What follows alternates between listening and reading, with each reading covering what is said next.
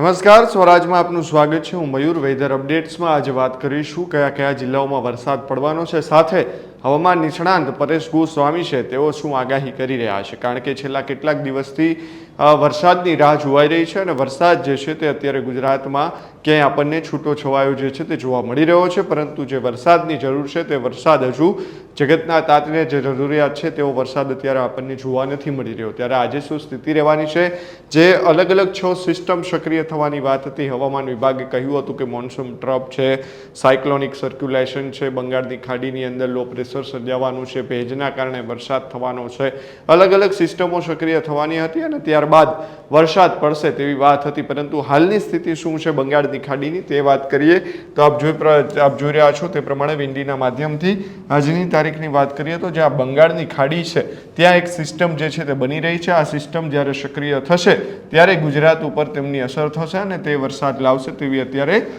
જે શક્યતાઓ જે છે તે અત્યારે વ્યક્ત કરવામાં આવી રહી છે. આપ જોઈ રહ્યા છો તે પ્રમાણે કે આ બંગાળની ખાડી છે. બંગાળની ખાડીના ભાગની અંદરથી આ સિસ્ટમ ધીમે ધીમે જે છે તે ગુજરાત તરફ આવે તેવી શક્યતાઓ અત્યારે આપણને દેખાઈ રહી છે. જે સાયક્લોનિક સર્ક્યુલેશન છે હવે તેમની અસર ગુજરાત ઉપર કેવી પડશે તે પણ આપણે જાણવાના છીએ. આપ જોઈ રહ્યા છો તે પ્રમાણે કે આજની તારીખની અંદર ગુજરાતની અંદર ભારતની અંદર શું સ્થિતિ છે આપણને વિંડીના માધ્યમથી દેખાઈ રહી છે. હાલની જો વાત કરીએ તો ગુજરાતમાં ક્યાં ક્યાં વરસાદ કેવો પડવાનો છે તેમની ચર્ચા કરીએ તો આપ જોઈ રહ્યા છો તે પ્રમાણે કે ઓખા, પોરબંદર, વેરાવળ એટલે કે જે દરિયાકાંઠો છે સૌરાષ્ટ્રનો, વેરાવળ, પોરબંદર, જુનાગઢ સહિતનો ભાગ છે ત્યાં અત્યારે હળવાથી મધ્યમ વરસાદ, છૂટાછવાયા ઝાપટા અથવા તો ખાલી છાંટા પડે તેવી સ્થિતિ સર્જાઈ શકે છે. રાજકોટના આજુબાજુમાં વાતાવરણમાં ખાલી બદલાવ આવે તેવી શક્યતા છે. મોરબીનો જે આજુબાજુનો ભાગ છે ત્યાં કદાચ હળવો વરસાદ પડી શકે છે. કચ્છની અંદર આપણને ક્યાંય વરસાદ જે છે તે દેખાતો નથી. કોરું ધાકડ જે છે તે કચ્છની અંદર આપણને હાલ દેખાઈ રહ્યું છે. મહેસાણાની વાત કરીએ તો મહેસાણામાં પણ હળવોથી મધ્યમ વરસાદ આજની તારીખમાં પડે તેવી શક્યતા છે. ઉત્તર ગુજરાતનો જે ભાગ છે થરાદ, વાવ સહિતનો જે ભાગ છે ત્યાં આપણને કોરું ધાકડ દેખાઈ રહ્યું છે. ત્યાં કોઈ વરસાદની શક્યતાઓ હાલ આપણને દેખાઈ રહી નથી. વડોદરામાં પણ વરસાદ નથી. અમદાવાદ, ગોધરાની વાત કરીએ તો ત્યાં પણ આપણને વરસાદ જે છે તે દેખાઈ રહ્યો નથી. સુરતની વાત કરીએ તો સુરતમાં પણ કંઈ વરસાદ જે છે તે પડે તેવી શક્યતા નથી. વાપી અને વલસાડનો જે ભાગ છે ત્યાં હળવાથી મધ્યમ છૂટાછવાયા છાંટા વરસાદ પડે તેવી શક્યતાઓ જે છે તે આપણને દેખાઈ રહી છે. મેં કહ્યું એમ કે આગળ જે બંગાળની ખાડીની અંદર જે સિસ્ટમ સક્રિય થઈ છે તેમના કારણે જે સિસ્ટમ સક્રિય થશે તેમના કારણે આગામી દિવસોની અંદર 24-25 ઓગસ્ટ પછી કદાચ વરસાદ આવે તેવી શક્યતાઓ અત્યારે સેવાઈ રહી છે. પણ હવામાન વિભાગ છે તેમણે આગાહી કરી છે કે 6 જેટલી સિસ્ટમ સક્રિય થતા ક્યાંક ને ક્યાંક આગામી દિવસોની અંદર અલગ અલગ ભાગોની અંદર હળવાથી મધ્યમ વરસાદ, ભારે વરસાદની આગાહી હજી પણ કંઈ કરવામાં આવી રહી નથી, જે ખૂબ જ ચિંતાજનક છે. આપ જોઈ રહ્યા છો આવતીકાલની આ સ્થિતિ છે તો વેરાવળ, ઓખા જે દરિયાપટ્ટી છે સૌરાષ્ટ્રની ત્યાં પણ એ જ પ્રકારની સ્થિતિ છે. ત્યાં ક્યાંય ભારેથી અતિભારે વરસાદ આપણને દેખાઈ નથી રહ્યો. કચ્છની અંદર પણ વરસાદ નથી. મધ્ય ગુજરાતની અંદર પણ વરસાદ જે છે તે નથી. મોરબી આજુબાજુમાં હળવાથી મધ્યમ વરસાદ આવતીકાલે પડે તેવી શક્યતાઓ છે. સુરત, વાપી, વલસાડમાં પણ આવતીકાલે હળવાથી મધ્યમ વરસાદ પડે તેવી શક્યતાઓ જે છે તે હાલ સેવાઈ રહી છે. આમ તો આ પ્રકારની સ્થિતિ આપણે જોઈએ તો 17 તારીખમાં શું સ્થિતિ છે તો 17 તારીખમાં પણ એ જ સ્થિતિ છે, પરંતુ તેમાં થોડુંક ચેન્જીસ આવે છે કે નડિયાદ, વડોદરા, ભરૂચ, રાજપીપળા, બોડેલી, દેડિયાપાડા, વ્યારા, સુરતનો જે ભાગ છે ત્યાં હળવાથી મધ્યમ વરસાદ વરસે. એ વરસાદ કેવો હોય, ક્યાંક વરસે ક્યાંક ન વરસે, છૂટો છવાયો હોય, છાંટા હોય, તે પ્રકારનો વરસાદ વરસવાની શક્યતા રહેતી હોય છે.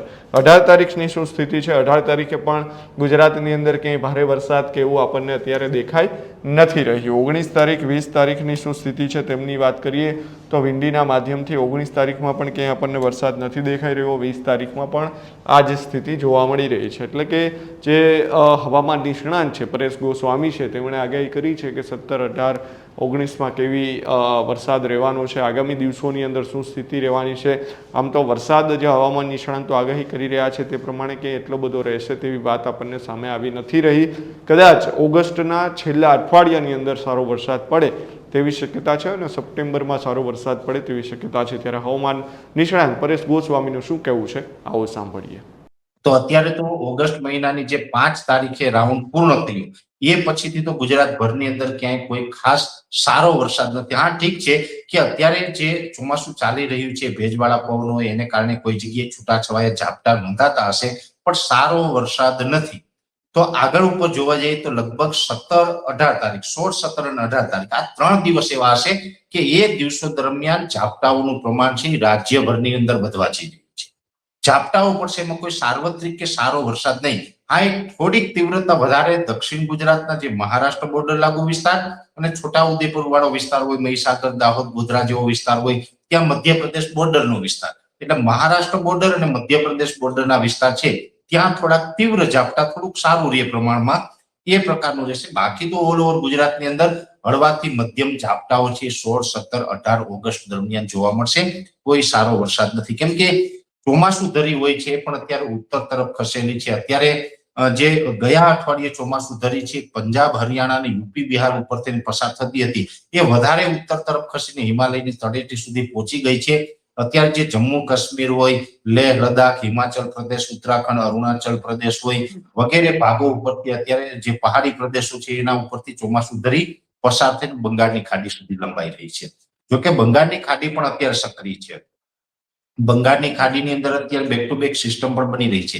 એક અત્યારે જે સિસ્ટમ ડેવલપ થઈ રહી છે, જોકે એ ઉત્તર ભારતના ભાગો તરફ જશે, કેમ કે ચોમાસું ધરી એ તરફ છે એટલે એ ઉત્તર ભારતના ભાગો તરફ જશે. એનો લાભ આપણે 1-2 દિવસમાં કોઈ મળવાનો નથી, પણ એક ચોક્કસથી છે કે એનો જે સિયર ઝોન હોય છે એ સિયર ઝોનને કારણે 16, 17, 18 તારીખમાં રાજ્યની અંદર ઝાપટાઓના રૂપમાં ચોક્કસથી અસર થવાની છે.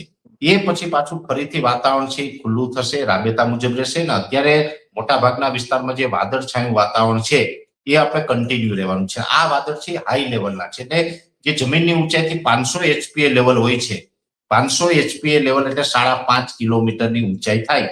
એ 500 HPA લેવલની ઊંચાઈ ઉપર જે આ વાદળ છે એ વાદળ આપણે વરસાદના રૂપમાં અસર ન કરે, માત્ર વાદળછાયું વાતાવરણ રહે. જો વાદળ છે નીચલા લેવલ ઉપર હોય એટલે કે 750 HPA લેવલ છે, 850 HPA લેવલ છે, આ લેવલે વાદળ હોય ને એમાં જો મજબૂત સિસ્ટમ બને તો એ વરસાદના રૂપમાં અસર કરતી. પણ હમણાં એવી કોઈ કન્ડિશન નથી, એટલે હમણાં સાર્વત્રિક કે સારા વરસાદની રાહ કોઈ મિત્રોએ ના જોવી જોઈએ. હું તો આપના માધ્યમથી એક અપીલ એ પણ કરું છું કે જો પિયતની જરૂર હોય, પાક સુકાતો હોય તો અત્યારે પિયત છે આપી દેવું જેમની પાસે વ્યવસ્થા હોય એમણે, બાકી ખાસ વરસાદની રાહ ન જોવી. એ પછી બંગાળની ખાડીની અંદર એક સિસ્ટમ બનશે અને ત્યાર પછી અમુક જે કહી શકાય કે પેરામીટરો એવા સેટ થતા લાગે છે કે 25 ઓગસ્ટ બાદ રાજ્યની અંદર એક બંગાળની ખાડીની મોટી સિસ્ટમ છે ગુજરાત તરફ આવી શકે. પણ 25 ઓગસ્ટ બાદ હવે એ સિસ્ટમ બંગાળની ખાડીમાં બનશે. સિસ્ટમના જે 5 સ્ટેપ હોય છે, સાયક્લોનિક સર્ક્યુલેશન બને, ત્યાર પછી લો પ્રેશર, એ મજબૂત થાય એમ વધારે એને એક કહેવાય કે એક કેટેગરીમાંથી બીજી કેટેગરીમાં પરિવર્તિત થાય છે. એટલે સાયક્લોનિક સર્ક્યુલેશન બને, ત્યાર પછી લો પ્રેશર, એ વધુ મજબૂત બને તો વેલમાર્ક લો પ્રેશર, પછી ડિપ્રેશન બને અને એ વધારે મજબૂત બને તો ડીપ ડિપ્રેશન બને. એમ એ સિસ્ટમ જે આવશે ડિપ્રેશન સુધી કદાચ પહોંચશે. યા તો વેલમાર્ક લો પ્રેશર બને યા તો ડિપ્રેશન, પણ ડિપ્રેશન સુધી જવાના વધુ ચાન્સ છે. ડિપ્રેશન બને તો ખૂબ મજબૂત સિસ્ટમ કહેવામાં આવે છે.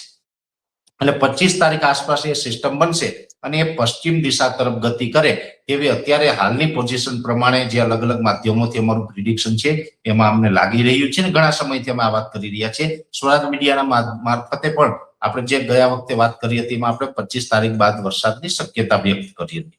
એટલે એ પછી 26, 27 કે 28 આસપાસ ગુજરાતમાં એની શરૂઆત થઈ જશે અને એ વરસાદ હશે એ સારો વરસાદ હશે, સાર્વત્રિક વરસાદ હશે, ઘણી જગ્યાએ ભારેથી અતિ ભારે વરસાદ હશે. એટલે એટલું ચોક્કસ કહી શકાય કે જો લાંબા ગાળાનો લાંબો સમય આપીએ તો 26 ઓગસ્ટ થી લઈ અને 6 સપ્ટેમ્બર, એટલે 26 ઓગસ્ટ થી લઈને 6 સપ્ટેમ્બરનું જે 11 દિવસનું સેશન છે, કેમ કે 31 તારીખનો મહિનો છે એટલે 11 દિવસનું સેશન છે, એ 11 દિવસ દરમિયાન ગુજરાતની અંદર ખૂબ સારો વરસાદ પડે, સાર્વત્રિક વરસાદ પડે.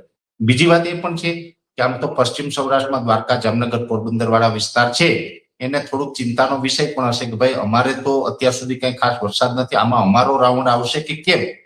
તો અત્યારે અગાઉથી આપણે એટલું કહી શકાય કે 26 ઓગસ્ટ થી 6 સપ્ટેમ્બરનું સેશન છે એમાં દ્વારકા, જામનગર, પોરબંદર જેવા વિસ્તારને પણ લાભ મળવાની અત્યારે પૂરેપૂરી શક્યતાઓ દેખાય છે. પછી તો સિસ્ટમનો ટ્રેક ચેન્જ થાય તો વાત અલગ છે.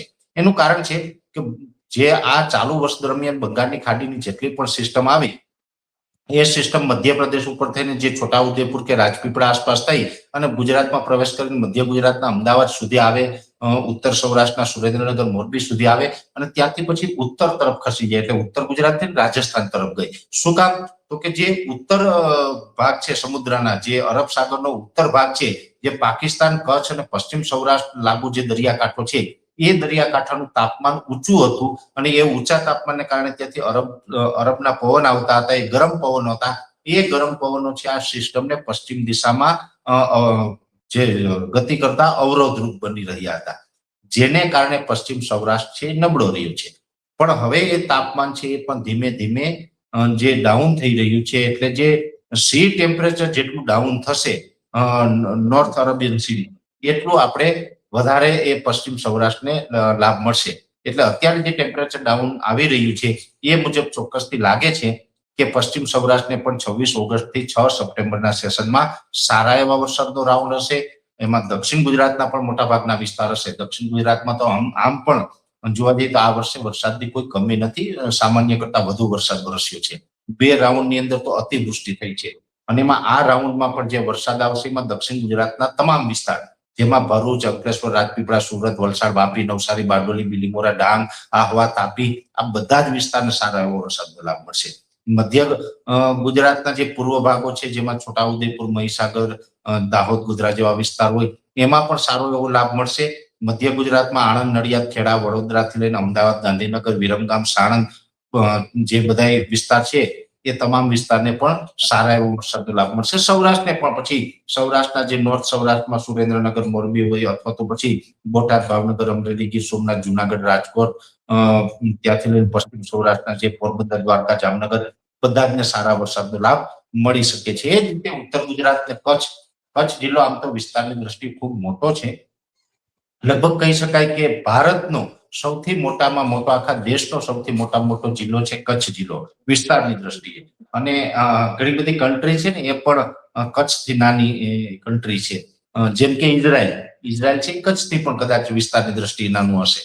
તો એવી રીતે મોટો જિલ્લો છે તો સ્વાભાવિક રીતે ત્યાં થોડું પ્રમાણ વરસાદમાં અસમંજસતા વાળું રહેતું હોય છે, કેમ કે અમુક વિસ્તારમાં વધારે પડી જતો હોય, અમુક વિસ્તારમાં બિલકુલ ન હોય. અને એમાં પણ કચ્છનો ભાગ છે આમ દરિયાકાંઠે પણ છે, પણ ત્યાં રણ વિસ્તાર લાગે છે. રણ વિસ્તાર હોય ત્યાં થોડું વરસાદનું પ્રમાણ ઓછું રહેતું હોય. ઠીક છે કે એક દાયકાની અંદર જે ગ્લોબલ વોર્મિંગ અને જે બદલાતી જતી જે વેધરની પેટર્ન છે એને કારણે કચ્છમાં એક દાયકાથી સારા વરસાદ પણ થાય છે.